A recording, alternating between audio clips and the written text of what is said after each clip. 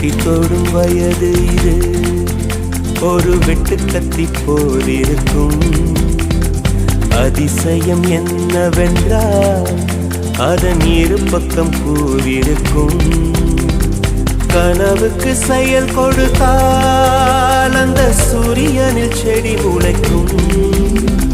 புலன்களை அடக்கி வைத்தால் தினம் புது புது சுகம் கிடைக்கும்.